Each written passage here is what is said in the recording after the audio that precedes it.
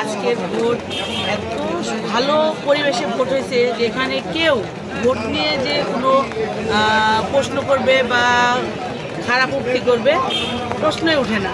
এত ভালো সুন্দর ভোট হয়েছে টিভি এয়ারপোর্টে।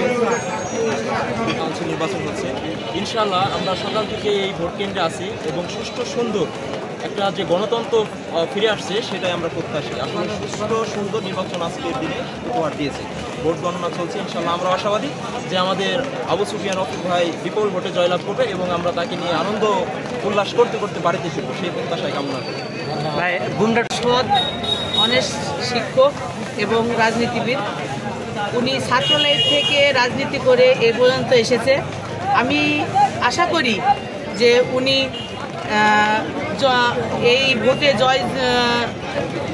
জয় লাভ করলে উনি সবসময় জনগণের সাথে থাকবেন। জনগণের সারাদিন আমরা যে এই কাউন্সিল নির্বাচনে মোটামুটি দৌলতপুরে অবস্থান করছি এবং ভোট সুন্দরভাবে দিতে পেরেছি।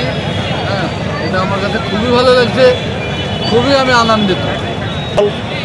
তারেক জিয়ার নির্দেশে আমাদের যে আজ 5 তারিখ দ্বিবার্ষিক কাউন্সিল, এই কাউন্সিলে সুষ্ঠুভাবে নির্বাচন হচ্ছে।